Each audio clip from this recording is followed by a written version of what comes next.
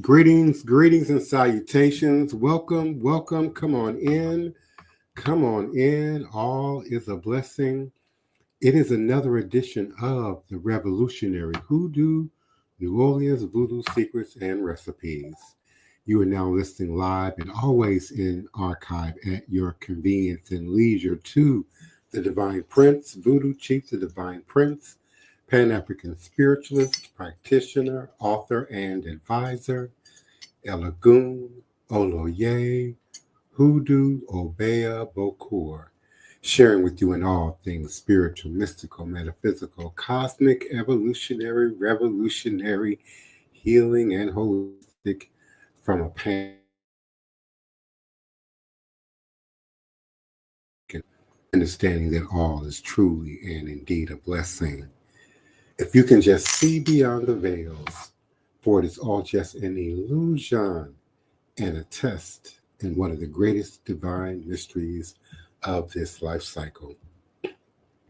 Indeed, Revolutionary Hoodoo, New Orleans Voodoo Secrets and Recipes is brought to you, powered by, sponsored by NONVD, New Orleans National Voodoo Day. Help us elevate New Orleans National Voodoo Day to new heights.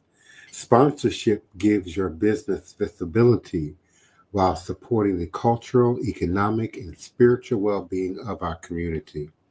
Together, we can honor voodoo traditions and make a lasting impact. When your business sponsors New Orleans National Voodoo Day, you're helping to celebrate heritage and grow our shared community. Sponsorship boosts visibility for your brand and strengthens the impact of this vital cultural event. Let's celebrate and grow together. Learn more by visiting www.voodooday.org.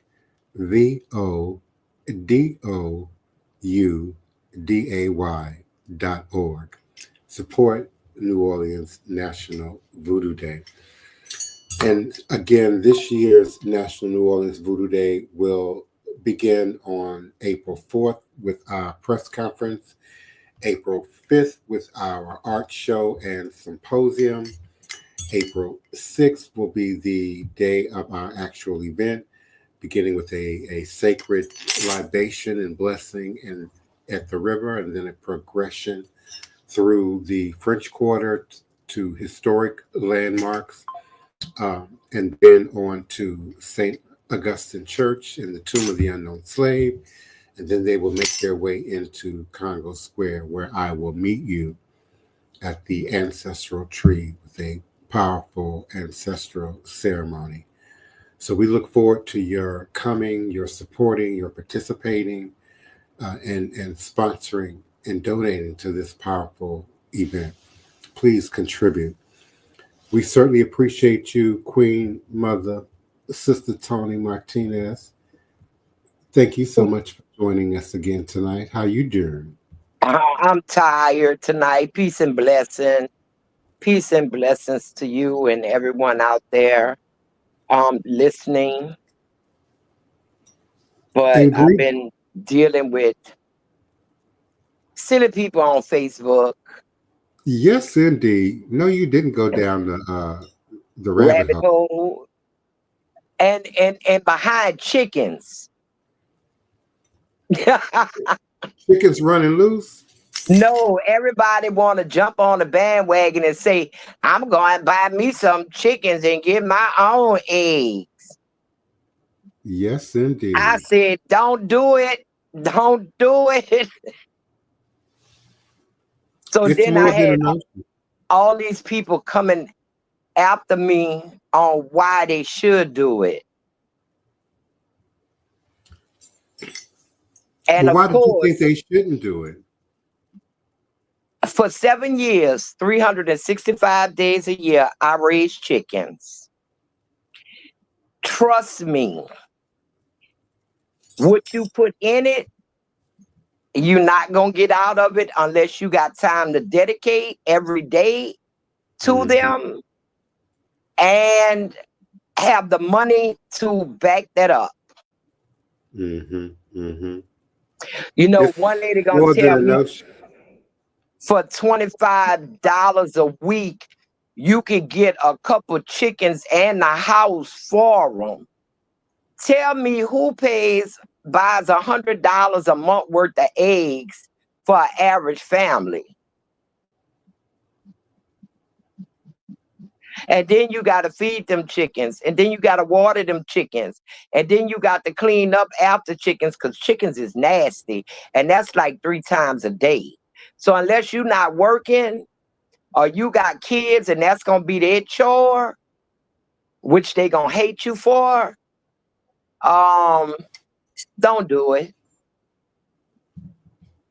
Yeah, it's Just more than a notion. just don't eat eggs or pay the price. They had one lady who commented, she did the math and it averaged out with her chickens in her backyard. She's averaging one egg is costing her $9.75 for one egg, not a dozen. So I don't know. Who people will jump on a bandwagon in a minute. Yes, indeed. Can you hear me? Yeah, I can hear you. Yeah, in terms of sustainability and self-sufficiency, it's certainly not the first place on the farm you want to start and begin until you have some degree of knowledge and understanding about the process. I don't know if you heard me say, we see that a lot here in New Orleans, in the neighborhoods, and them chickens often end up in the community and on the street. Yeah, a lot of those chickens that we see roaming free is a product of quite a few generations after Katrina. Mm-hmm. Where I lived at in the 7th Ward, we had a lot of chickens already roaming the streets. And when the flood waters of Katrina came, they just went up in the trees. And they still could sustain themselves until the water went down because they eat bugs. They was eating the bugs in the trees and the leaves off the trees. And But then these are the chickens. when the water went down, they had no predators because all the cats and the dogs were gone. And they flourished for some generations. Wow. So they But in the these aren't the neighborhood. chickens. But these aren't the chickens we want to eat or collect eggs from, though. No, they're not. So it's more than a notion to, raise chickens, healthy chickens that you plan to eat and reap the eggs from.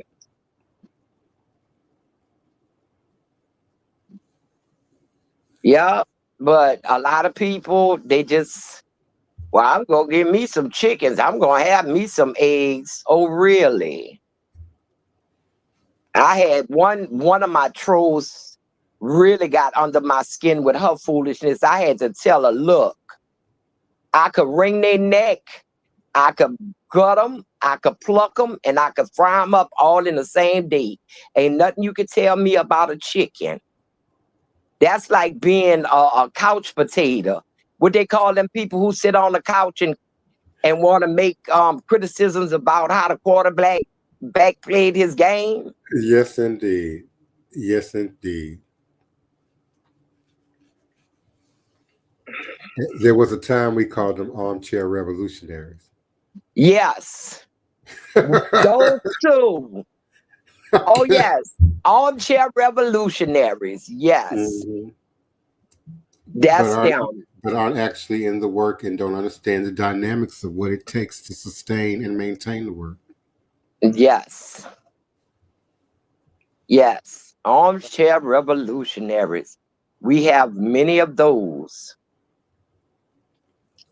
My goodness, I spent the majority of the day when I wasn't beading and sewing. We were indeed filming, and we are, as you know, working on coming episodes for the docu-series that I'm executive producing, along with the Horn brothers. from Georgia. And so we are doing, at least right now, we're, interviewing people in the community, trying to record and document people's stories with Voodoo, their journey with Voodoo, or just their general knowledge of it and experience, with it from their perspective. Again, whether they, heard it, as a child, and it was whispered about in their family, all the way up to those who are initiated or at least operating actively in these communities within the Pan-African diaspora. And as you know, we have, the local Voodoo practitioners, and then you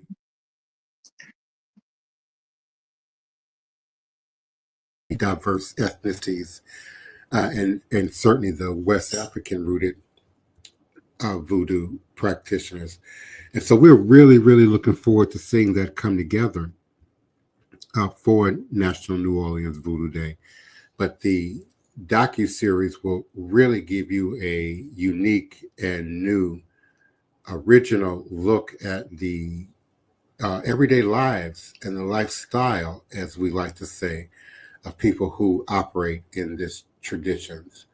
Again, albeit on the fringes of the practice, those who just show up for Fet Gede, on November 1st, or those who just make it to St. John's Eve, in the summer on the Bayou, but also those who are actively acting in these practices and these traditions, from those born in the motherland, those born in the Caribbean and in South America and Central America, and certainly those of us who are here, who are operating every day. It is our season to shine light on the practice and the tradition and all its authenticity, but also to step up into our power and fulfill our role in the present dispensation as we continue to move forward in a world that's ever changing and transforming right in front of our eyes, certainly for both our good and certainly for our evil. There are still those who would otherwise seek to stop, block, destroy, and prevent the move of the ancestors and the move of spirit, which those of us in this room know is something that cannot be done and should not be attempted. But there are those out there, who, still don't believe fat meat greasy, and need demonstration. And I'm grateful to be, one who, I'm not fearful of demonstration. Yeah. Testify as if you want to, test the waters if you won't. Test the earth if you wish.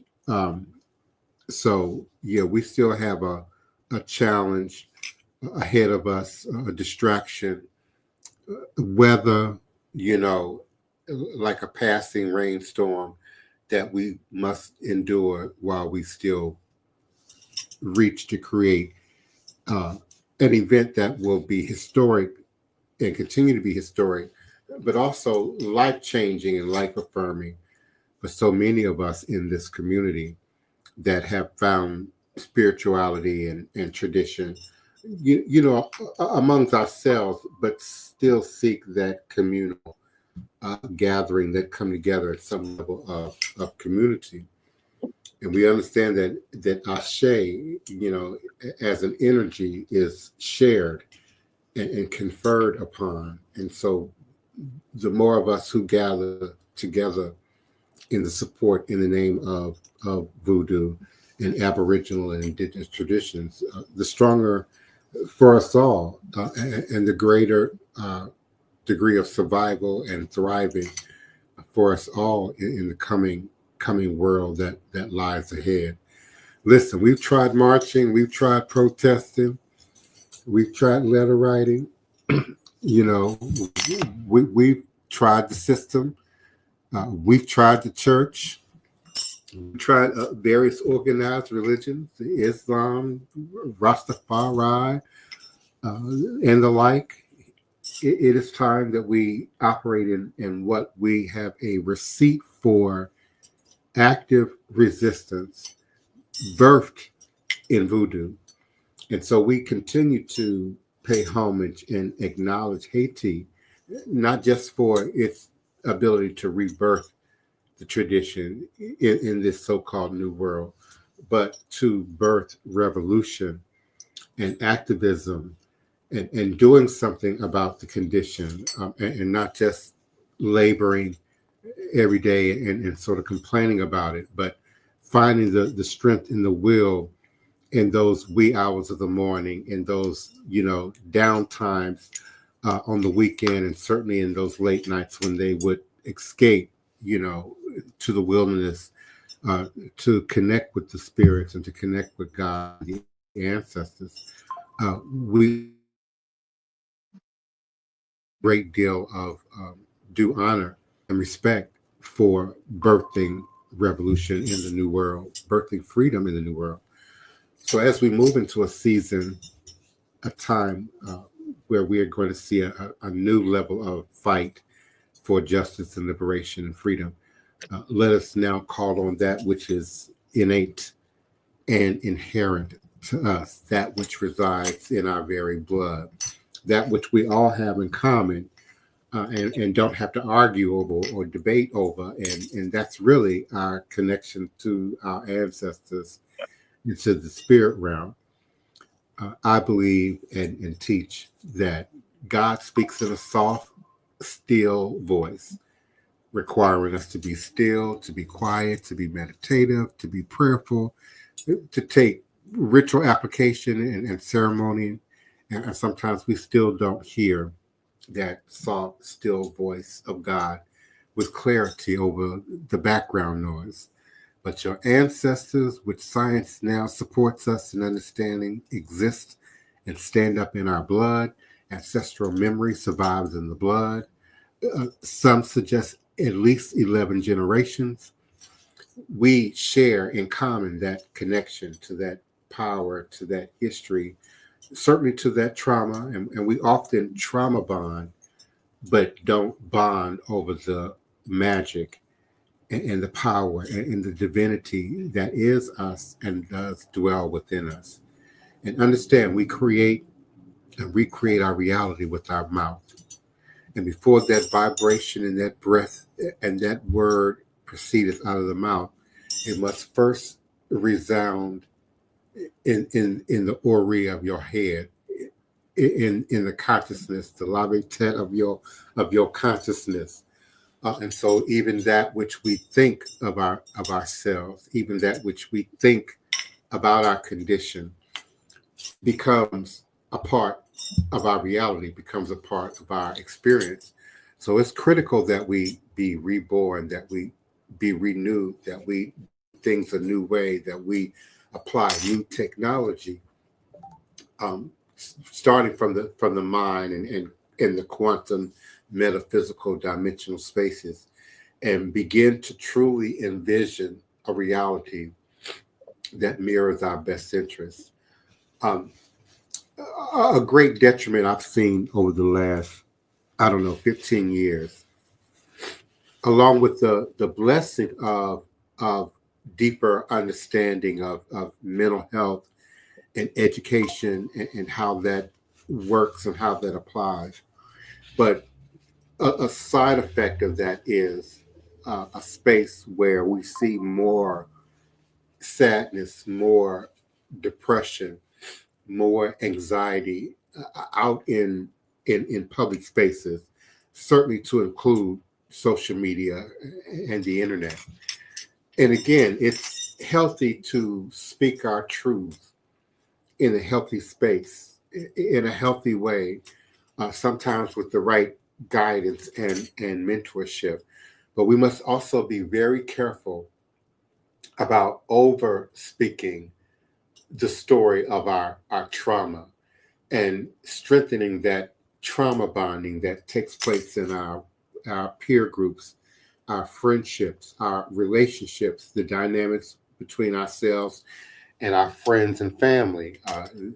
That certainly makes its way into the workspaces and your office spaces and your job sites, that sense of trauma bonding, we must begin to paint a new picture, paint a future that best mirrors that mirrors our best interests, and begin to invoke, enchant, ritual, ceremony, spell, religion, culture, practice that supports what we seek. We talked on the last episode, about the usage of the word apocalypse. There's that general usage of the word, and then there's that biblical sort of usage of the word, which are kind of similar, but are distinctly different in how church folks, might project that word at you versus its general usage in pop culture, I have a literature, books, question. movies. Yes, come on in. I have a question. Well, it's off that subject, but it's a question I want to ask tonight regarding the beads that have the different colors that represent the different Orisha. Those beads are given when you're initiated, correct? Yes, they are part of the practice and the tradition of Yoruba culture, Ifa practice, but you see them in Lukumi, Santari, Kandable, which are indeed root branches of Yoruba practice. But you also see the usage of beads and sacred beads in other religious traditions, from Islam, Catholic, Buddhism. So they have a symbolic and a sacred meaning to them, and they are gifted and prepared in a ritual way as a part of that initiatory process. But then you also have people who are self-inspired, who are kind of going to botanicas and feeling a certain connection to maybe a certain deity or a certain set of orishas, and also wearing those beads in similar fashion, but I may used to not make have them. that connection to the sacred information. I used to make them, and people would buy them, that weren't initiated and wear them. And I was wondering, would that have an effect on them by just wearing any Orisha beads and they hadn't been initiated?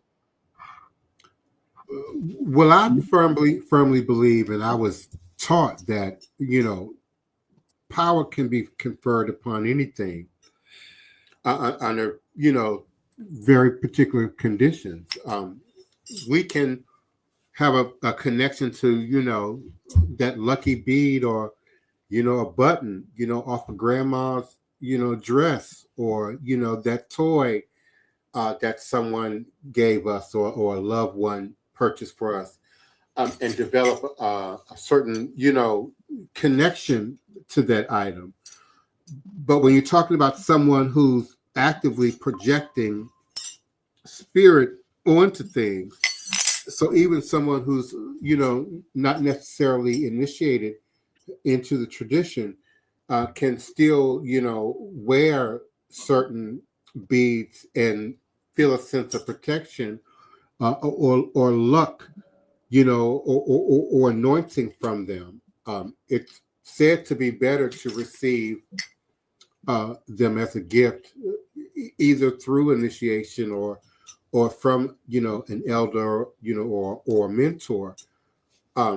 We see people wear crosses who are not necessarily Christian, ain't picked up a Bible in their life, but still, for whatever reason, feel some sense of luck or protection from the cross.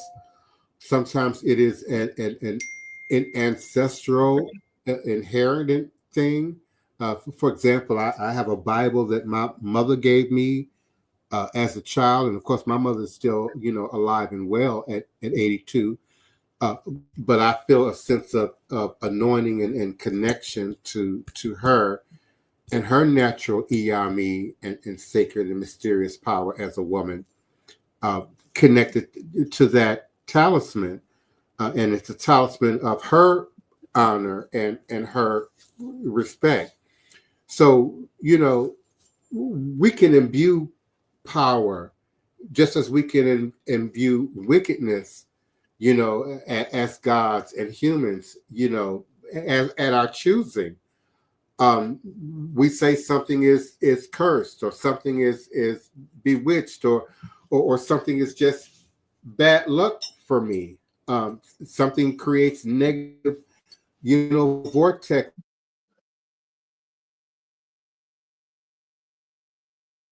I'm not adverse to people, walking into a botanica and buying beads and wearing them and associating them with Orisha.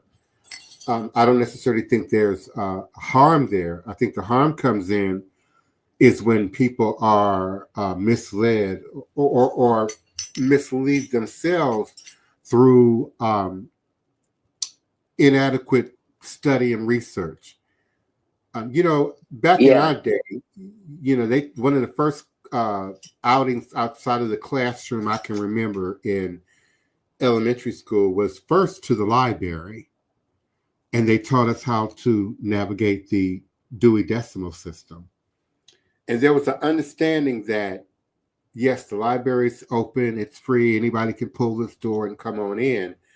But if you don't understand how to look, how to research, how to order your letters and your punctuation and your words, you may not necessarily find the results, even in a physical library that you seek. And so that is, again, the case in a capitalistic free world where almost everything can be bought and sold somewhere in the retail commercial space. So there's that consciousness that says, well, who can tell me what I can buy, what I have access to? Well, it's here, it must be, available. And certainly with the season that we live in, this generation, who, have that church and religious burnout that we found to be smothering and oppressive and misguiding and unavailable. In the shadow of that, there can be a resistance to good advice. There can be a resistance to wisdom. There can be a resistance to hearing another person's experience that, the stove was hot, and they still feel a sense, well, I need to find out for myself. I need to, learn on my own. I think that gets more and more painful to watch as we get older, because we've experienced, so much. But I think we also learn, you just can't, the biblical folks say you can't feed pearls to swine, but you just can't, pour your good liquor out, with the bad, when people are determined to not hear and learn things the hard way. Ultimately, it is the harder way. People learn, by mistakes, and that's again built in, I think, to this system, even the educational system that many of us in America are, brought up under, sort of tends to feed those inadequacies, those anxieties. Somebody has to be, on top of the other in a hierarchy of things. But in a more organic space, a more hands-on space, people are able to learn in a way that meets where they are. Me being a person with autism, you having experienced dyslexia. I mean, there's a certain unique way, hands-on spoken word, direct activity, where we tend to learn better. And so that's why we strongly suggest mentorship, godparents, finding legitimate Mambo, Hogan, Aluo, Babalao, Ianifa, minister, evangelist, whomever they are. But we live in a day and time of the information superhighway, and it's not really hard to fact check people nowadays. I'm still surprised at how many people, quote unquote, walk by faith and not by sight, right into the next scam, right into the repeated, bad religious space, when it's just so much simpler today compared to, years ago to fact check people, places. Yeah, back in the day, we had to do all the reading and buy all the books. Now we just go to Google and scroll through different ones. And I like to get the opinion of more than one author on a subject. So back in the day, we did a lot of research in books. Now it's so much easier. But even books now can be misleading. Anyone today can write a book. Yeah. You don't even need a publishing company anymore to write a book. You got a good idea, you got the patience and the dedication to stick it out and getting it on paper. Anybody can write a book. So there still has to be some active involvement where you go to the source. Now, the books and the technology make accessing the source a lot easier. Maybe not less complicated, but a lot easier. You can literally reach into other regions, other countries, other villages, other states, and gather information. But at some point, you have to, get your hands in the dirt, as we say in the garden, when it comes to actively being involved in these practices and these traditions. And I think that, again, you have to be reborn, renewed of the mind, because we've had, 1,000 years of conscious brainwashing and programming against ourselves and against our best interests, not just from the West, but from the East. We seem to, give the Arabs a pass in the conversation of slavery, and just when we say Middle Passage, we are neglecting to bring, the East African slave trade into this conversation. We love to glorify Moors and Moorish culture, but we don't acknowledge, again, the wickedness and the witchcraft and the black magic that is enslavement and its long-term effect on how we think, breathe, and eat about religion, spirituality, the mind, even health to a great degree. And this is for the religious and the secular and the spiritual and the atheist. Unless you are consciously involved in the deprogramming and then refilling your vessel with something that is fruitful, edifying, healthy, truthful, then you're still actively a part of the problem. And so it speaks to why we still have this primal fear, particularly within our community, about even the look of voodoo, the conversation of voodoo. We've made it palatable by way of Hollywood and entertainment. So now if you say voodoo, oh yeah, I saw American Horror Story. No, beloved, I mean West African, Benin, Haitian, Louisiana, Mississippi Delta, real voodoo. Oh, that, yeah, that. And so we've got to continue to open the closet door, if you will, on the practice, on the tradition. I've grown my ministry in such a way that I really don't have. Greetings, Mambo Sally. Thank you for coming in. Welcome, DJ D. Thank you so much. Certainly, Maceo. Thank you for joining us. The Goddess. Thank you so much for your continued love, light, and support. And Kawaii Goddess, thank you for joining us. But I've sought to really transform my ministry away from fortune telling and sort of the Jackson Square demonstration of spirituality and tarot reading and psychic reading that has its place in pop culture, so that people can really begin to focus in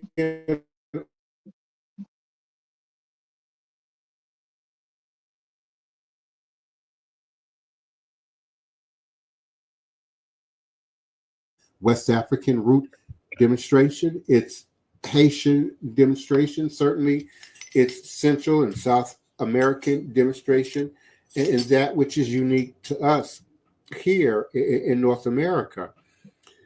Being a port city, New Orleans has always had a variety of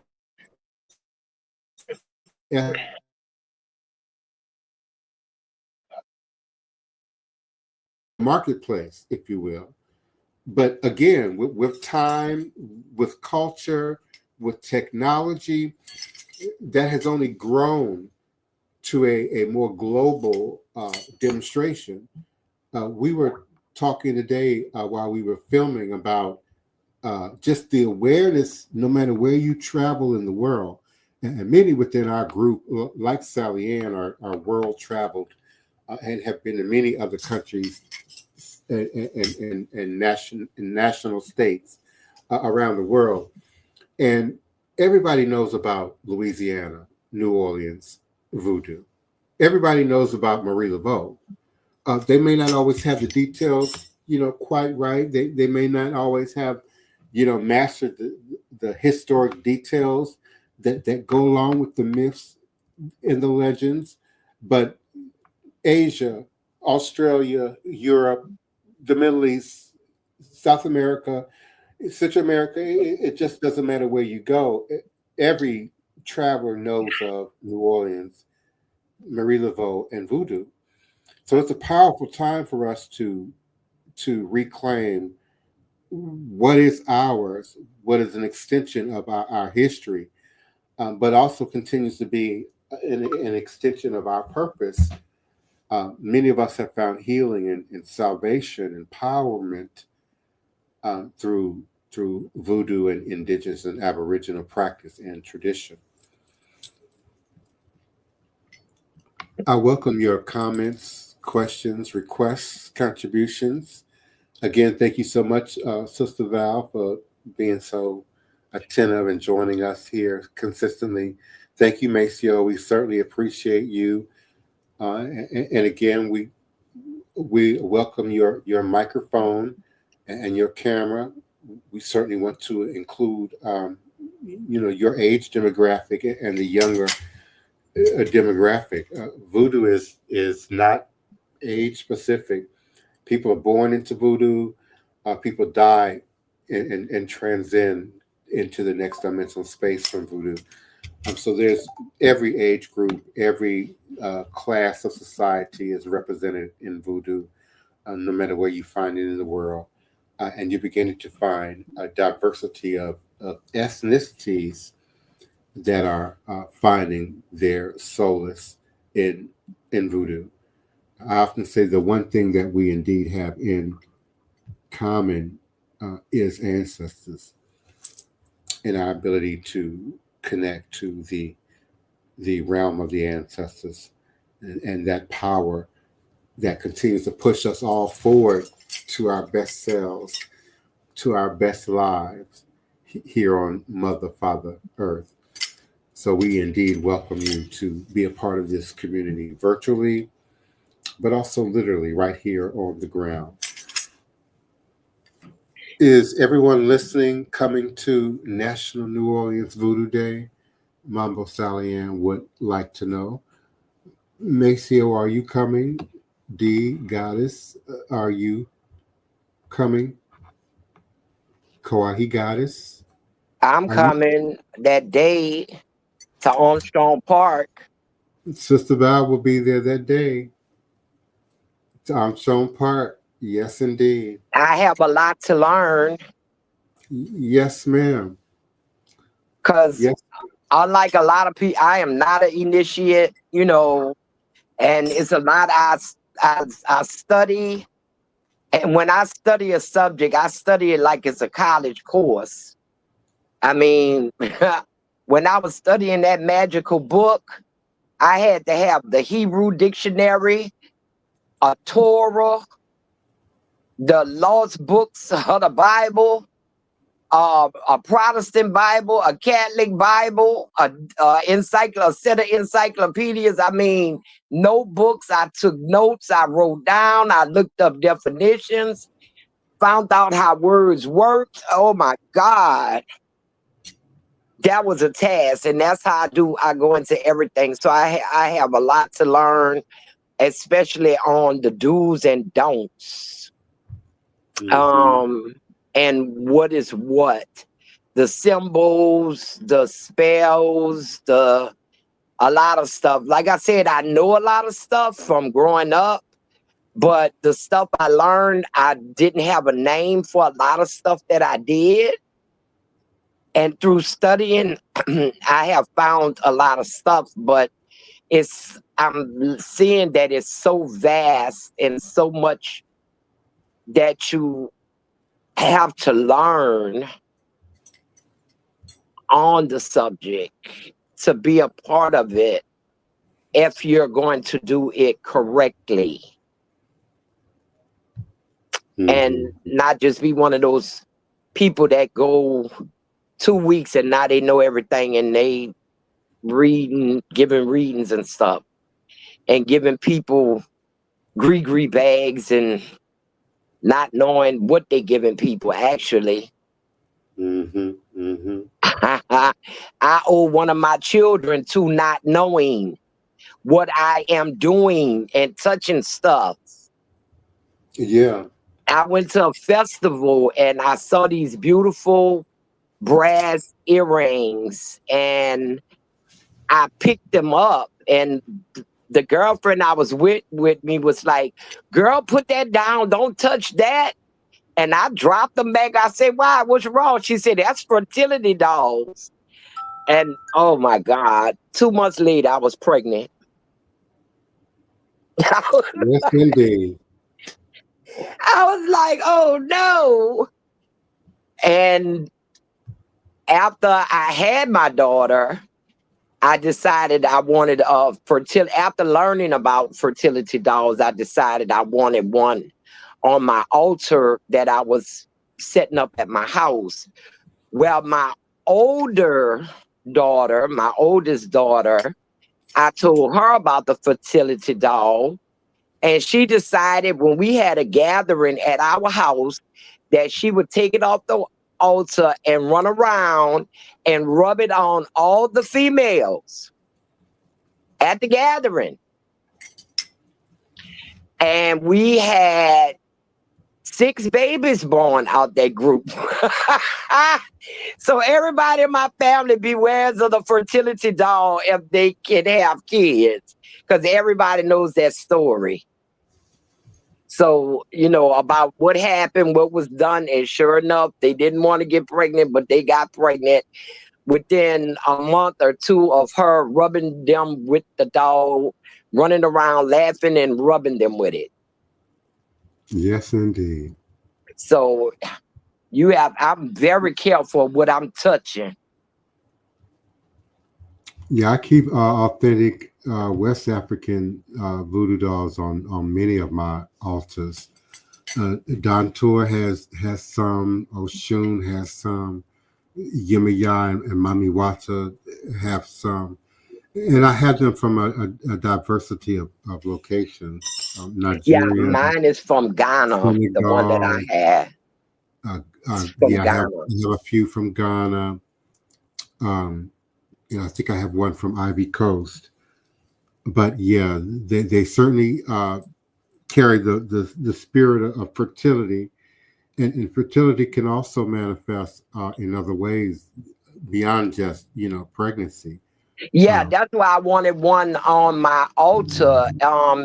It could be finances. It could be, several things. What you want more of, what you need, and that's why I wanted it on my altar for, for a protection also. yes, yeah, but I find them to be very useful in terms of wealth, prosperity, keeping your funds, flowing. Just your overall sense of wellness can also have some.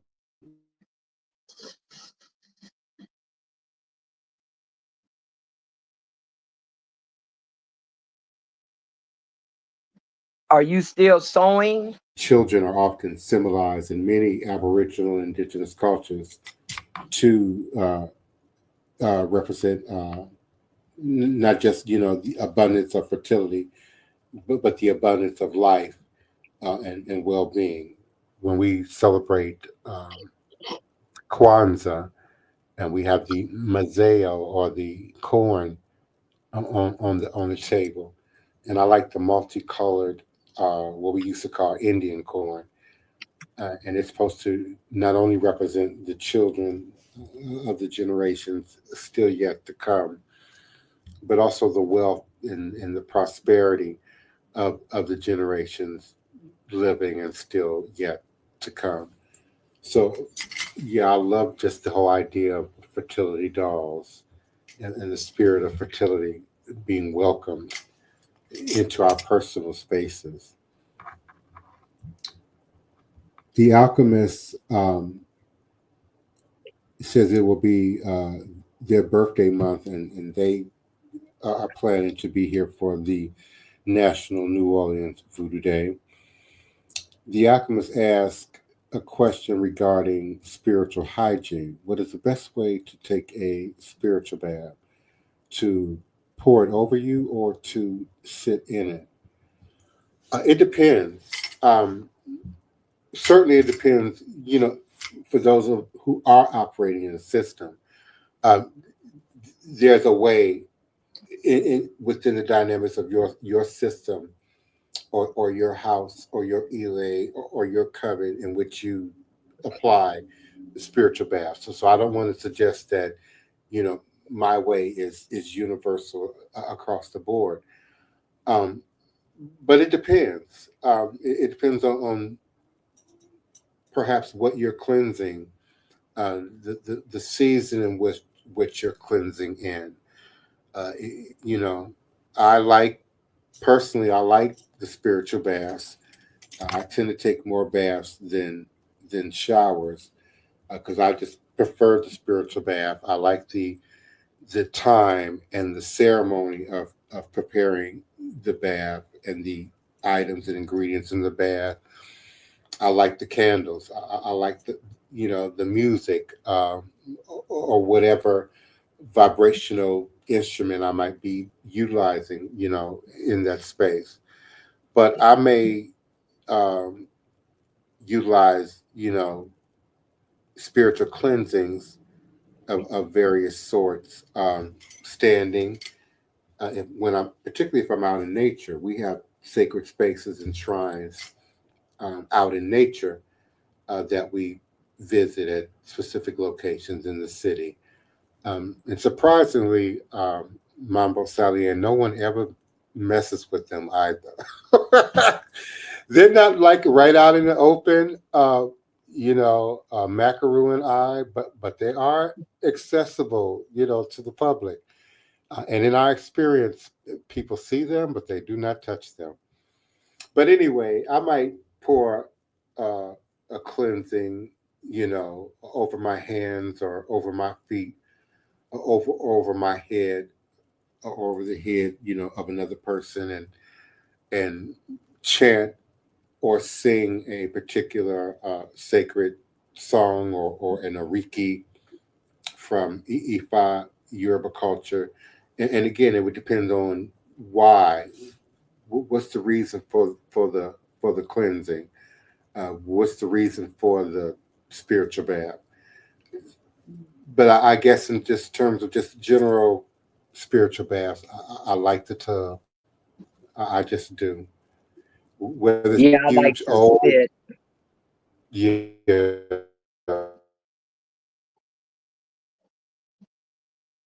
tubs. I like them too. The more hoodoo tubs. But that's a great question, and we certainly appreciate you asking that and sharing that with the group.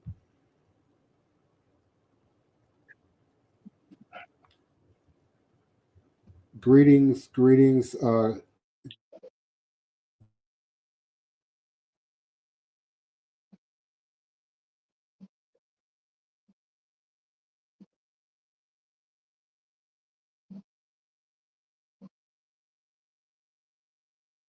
Did you freeze?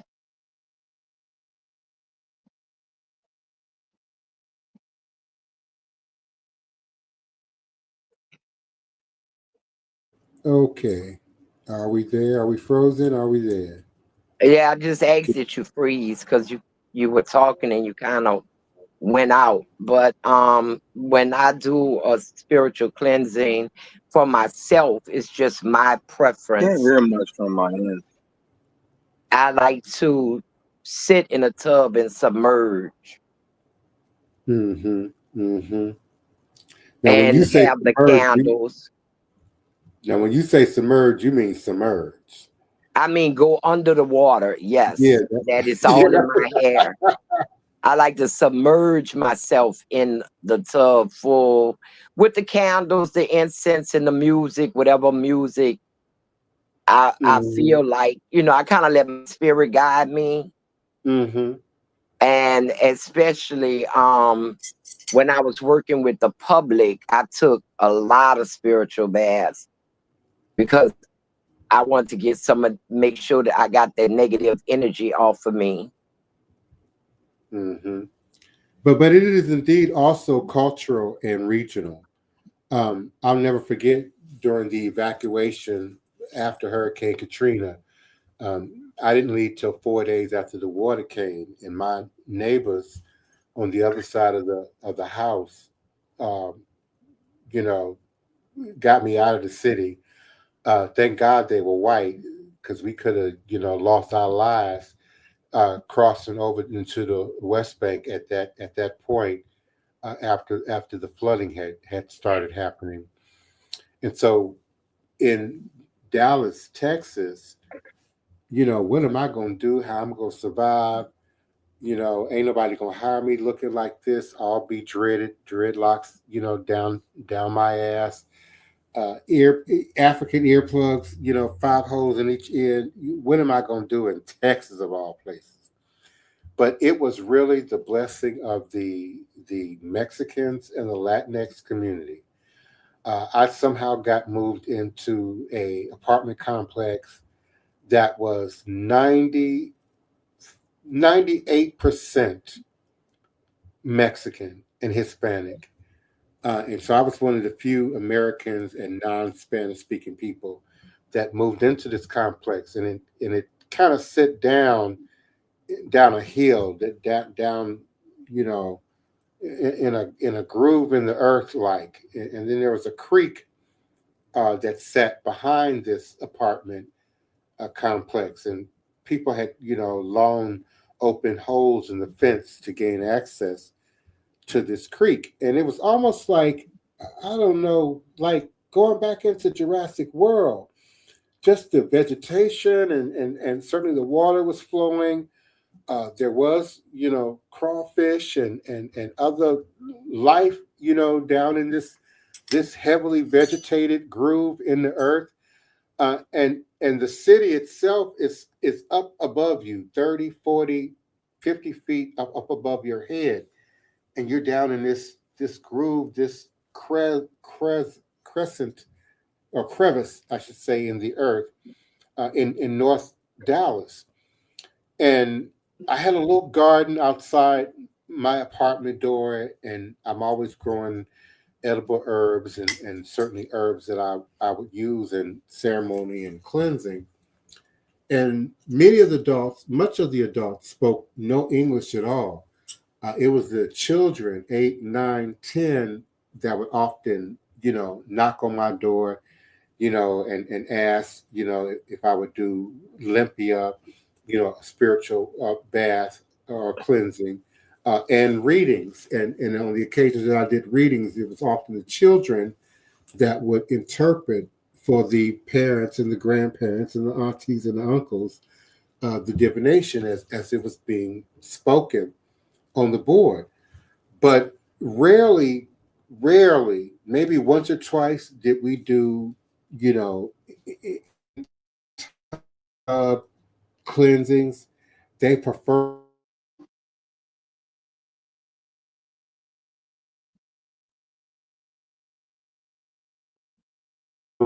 spirit practice and spirit culture. We get down there in that creek, and I mean, we'd walk, maybe a quarter of a mile, to very specific areas in the creek where the water pooled. It might be a little waterfall there, or certain natural tub-like structures, in this creek. And the women would often disrobe without question, without thinking, without blinking. Their trust in me in that moment, their own ability as women, I guess, to read my energy. They kind of knew that they were safe, but as a Black American, it was still shocking to me. It's just not something that we see every day, and with that level of comparability, we have just so much negativity and skepticism and toxic um, um, histories with religion, whether it's Catholicism, Christianity, Islam, some of these newer organized, religions. And so we're much more cautious, much more apprehensive, and I can't tell you there's ever been a time that a Black woman took her top off in the midst of a cleansing, or even asked if that was to be done or appropriate. But you find that in Venezuela, Mexico, Cuba, Puerto Rico, South America, um, they take cleansings and nature, and the culture very seriously. And for whatever reason, we just don't hear about a lot of abuse coming, south of the border in regards to that aspect of the practice, perhaps in other aspects of the practice. But that, was just a life-changing experience for me living in Dallas. It was the one thing that made that 11 months livable for me. That feeling that I was in yet another third world country. People say New Orleans is a third world country, the northernmost Caribbean city in America, the most African city in America. But that little space that I existed in Dallas felt like a interdimensional time bubble of some sort. And I'm hearing and living in Spanish every day. I've gotten so friendly that the ice cream man is stopping outside my door every day. And the kids know me, and they're speaking their language, and certainly I was speaking what Paquito Espanol, I can speak. But just that as a religious experience, I think is what truly propelled me into formalized ministry post Hurricane Katrina. Tony Val knew me when I was private, and it was just you and I, or me and Yes. specific individuals in our lives that we helped and assisted, in some way.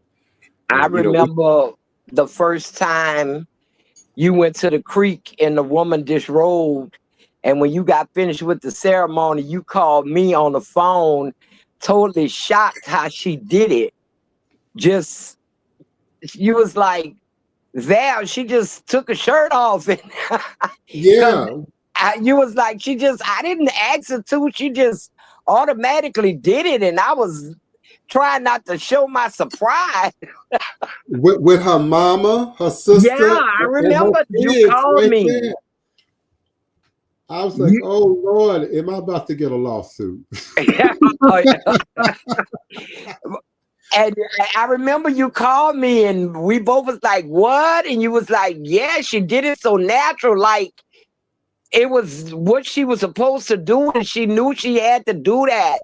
And I didn't want to seem surprised and have them thinking, I don't know what I'm doing, but I just never had a female do that. Yes. And getting a spiritual cleansing. You were quite shocked by it. Yeah.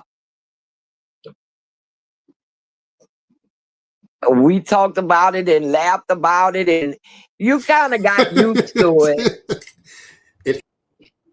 Yeah. You kind of got used to it because you called me one day and you said, oh, I got to go by the creek and do a cleansing, a spiritual cleansing.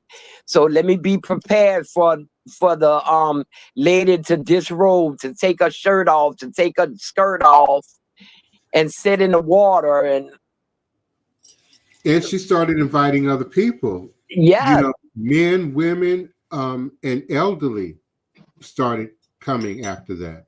That was quite an experience for you living in Texas, amongst them and what they came to you for and how freely they came to you, you know, and sent their children to you who could speak English and had no problem with their children knowing what, you know, the reading said and translated it over to them. Mm-hmm. Mm-hmm. They were way more accepting of your skills and your practice than people here in New Orleans, for sure. Mm-hmm. Well, the locals have that fear factor, that historic fear factor about hoodoo, root work, conjure, and voodoo. And certainly the church, whether it be Catholic or Protestant, has helped to sort of, you know, embed that fear. And even if it's not just the fear, just the idea that it's crazy. It's either wicked, evil, or crazy, you know.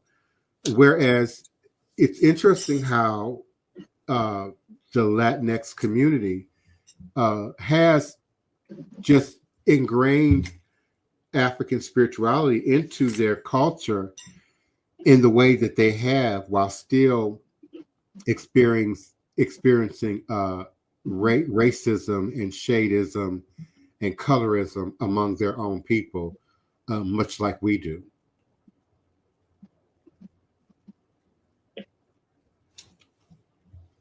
We certainly know that there are many in Cuba who, if not participate, acknowledge the practice of Yoruba culture, but then they still have that, you know, racial issue around colorism and shadeism. That caste system.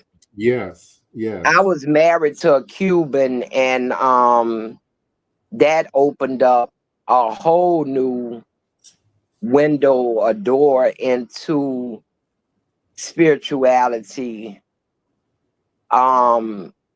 Santeria, and showed me that basically almost a rose is still a rose by any other name. Mm-hmm. Mm-hmm. Yeah. Because what he was doing, I could tell him what it was for. I mean, and he asked me, how'd you know that? Yeah. And I'm like, because my mama showed me that. Yeah.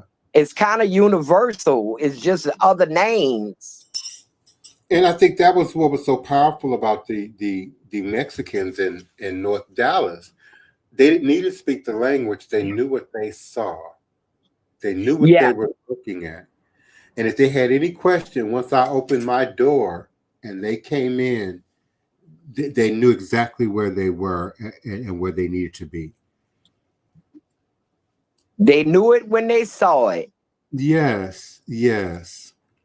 Well, listen, it is the top of the hour, and I certainly appreciate you, beloved, for coming and sharing in this sacred space with me. Thank you so much, Asé O, for joining us again here tonight.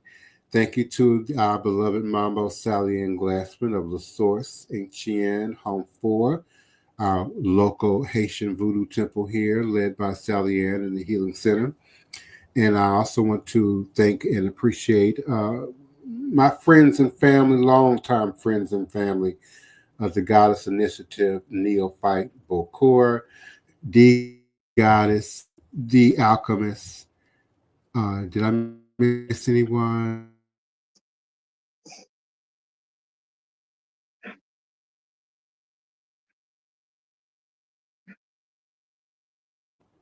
I'm forgetting someone,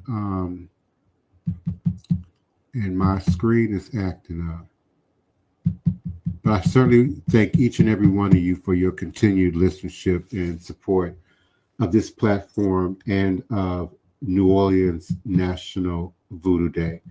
I invite you all to be invested in community, be invested in voodoo, be invested in the Pan-African diaspora in our right and ability to operate within the dynamics of our practices and our traditions. Thank you, DJ D, for joining us tonight. And I look forward to meeting you all here again on tomorrow night at 9 p.m. U.S. Central Standard Time on a social media platform near you, but certainly on Facebook, my Facebook page, my Facebook groups, Black New Orleans, then and now, Black Hawk Voodoo, my Instagram, not my Instagram, my LinkedIn, my YouTube page, my X, formerly known as Twitter, my EarthCam page, my website, and anywhere else that you choose to drop and deposit this link so that more can be invited into this space. Please like, share, and subscribe, and certainly repost the URL, the link for the show. And I look forward to meeting you here again tomorrow night at 9 p.m. Central Standard Time. Remembering that all is truly and indeed a blessing if you can just see beyond the veils, for it is all just an illusion and a test, and one of the greatest divine mysteries of this life cycle. Good night, Kauai Goddess. Thank you so much for joining me. All is a blessing. Good night, everyone. Peace and blessings. I'm going to do a quick screen share before I go. As you know, I am working on a coming reality TV show. This is actually our old trailer. We've actually prepared a new trailer, but this is the old trailer that we've been utilizing, the one that's posted on the front of my YouTube page. And then I have a closing clip.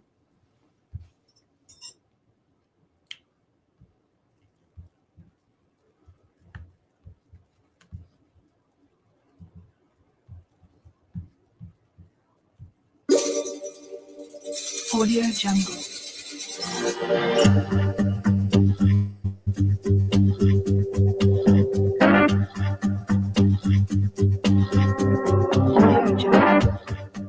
I am the Divine Prince, Tai Emeka, Pan-African spiritualist, practitioner, author, advisor, Elagoon Oloye Hoodoo Obeya Bokur.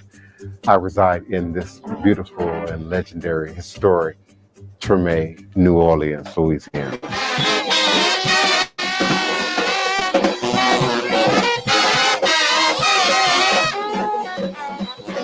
So join me as I share food, music, culture, tradition, the rhythms, and the flavor of New Orleans voodoo. Respect the voodoo.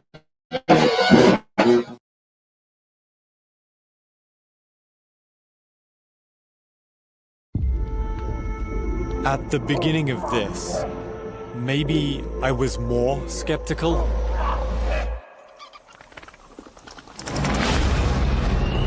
As the days have gone on, I'm not sure what I think anymore. I felt that maybe it wouldn't affect me if I personally didn't believe in it.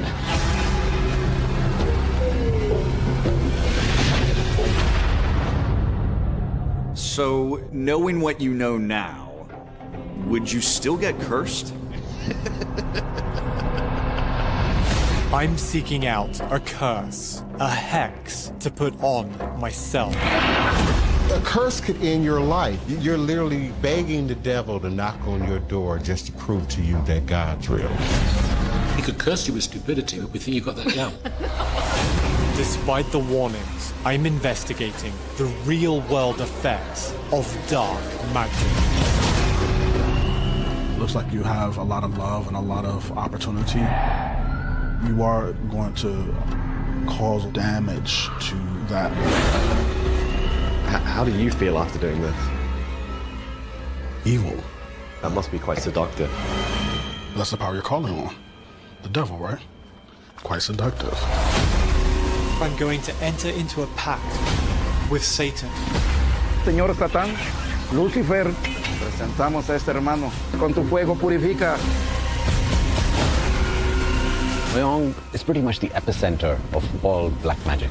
People are very scared to even talk about it. Y'all better not call me at 2 o'clock in the morning talking about this man is dead. I don't want to hear that. I have this physical feeling that something bad is coming. What have I done? You're going to have to find faith in this in order to undo it.